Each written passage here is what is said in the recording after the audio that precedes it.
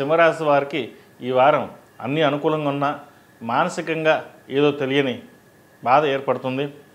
అది ఎలాగని చెప్పలేం. ఉద్యోగపరంగా కావచ్చు, వ్యాపారపరంగా కావచ్చు. ₹1కి ₹20 ఖర్చు అవుతుందన్న భావన ఎక్కువగా ఉంటుంది. కష్టపడతారు, కష్టానికి తగిన ప్రతిఫలం లభించదు. మనం అన్నీ బాగున్నాం, 10 మందికి సహాయం చేస్తున్నాం, కానీ మనకెందుకు ఇలా జరుగుతుంది అన్న భావన, ఇంటా బయట మన పేరు చెడగొట్టే వాళ్ళు ఎక్కువ ఉన్నారు, మనల్ని రికగ్నిషన్ చేయలేకపోతున్నారు అనే భావన కూడా ఉంటుంది. మీరు కష్టం తగిన ఎంత కష్టపడతారో అంత రికగ్నిషన్ ఇవ్వకపోవడం కూడా ఒక అందుకు రిజైన్ చేసి వెళ్ళిపోదామన్న బాధ కూడా ఉంటుంది. అయితే ప్రస్తుతానికి వీరికి అష్టమ శని నడుస్తుంది కాబట్టి అష్టమ శని ఇటువంటి ఇబ్బందులు ఉంటాయి. అయినా మీకున్న ధైర్యం తట్టుకుని ముందుకు వెళ్తారు. ఆ ధైర్యాన్ని కోల్పోకుండా ఏదైనా సరే మనం ముందుకు వెళ్ళగలన్న భావంతో మీరు ముందుకు వెళ్ళండి. ఖర్చులు అధికంగా ఉంటాయి, ఉద్యోగంలో ఇబ్బందులు ఉంటాయి, వ్యాపారంలో ఇబ్బందులు ఉంటాయి, కానీ మీ ధైర్యం ఎక్కడికి పోదు.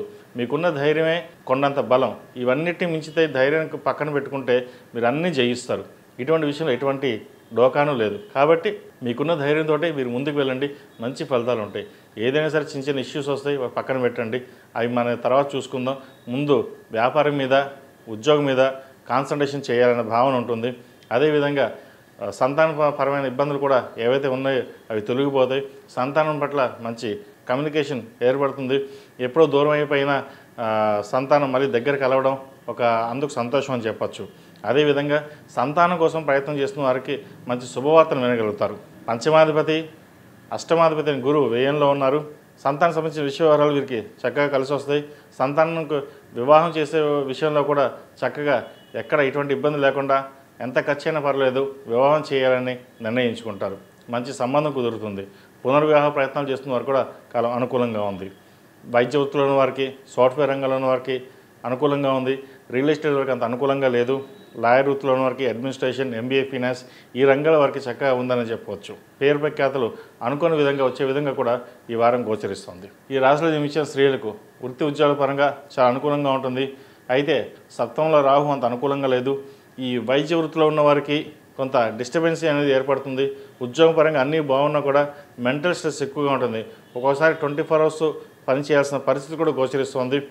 అదేవిధంగా ఉద్యోగ ప్రయత్నాలు చేస్తున్న వారికి, ఉద్యోగం విదేశాల్లో స్థిరత్వం ఉన్న వాళ్ళు కూడా కొంచెం ఇబ్బందికరమైన వాతావరణం ఉంటుంది. విదేశాలకు వెళ్ళాలనుకునే వారికి ప్రయత్నాలు ప్రారంభించవచ్చు.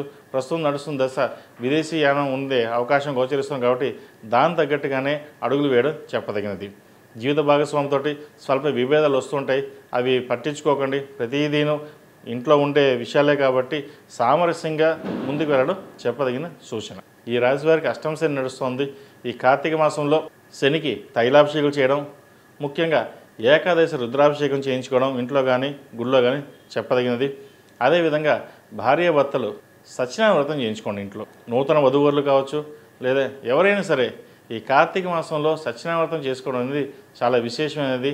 ఒక సోమవారం కానీ, శనివారం కానీ, లేదా కుదిరితే పౌర్ణమి నాడు చేయించండి. నవంబర్ 5 పౌర్ణమి రోజున సత్యనారాయణ వ్రతం చేసుకోవడం అనేది చాలా విశేషమైనది.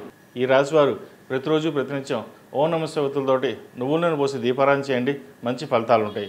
అదేవిధంగా కుబేర కుంకుమతోటి స్వామివారికి, అమ్మవారికి పూజించడం చెప్పదగిన సూచన. ఈ రాశిలో జన్మించిన వారికి కలిసి వచ్చే సంఖ్య 9, కలిసి వచ్చే రంగు తెలుపు. ఏదైనా పని మీద బయటికి వెళ్ళినప్పుడు సోమవారం కానీ, శనివారం కానీ వెళ్ళండి, మంచి ఫలితాలు. ఈ పూజా స్టోర్.in పసుపు కుంకుమ నుంచి దేవతా విగ్రహాల దాకా అన్ని రకాల పూజలు, వ్రతాలు, వివాహం, గృహప్రవేశం, హోమాది శుభకార్యాలకు కావలసిన పూజా సామాగ్రి అంతా ఒక్క క్లిక్ తో మీ ఇంటి వద్దకే. నేడే ఆర్డర్ చేయండి మీ ఈ పూజా స్టోర్.in లో. One stop for all puja needs.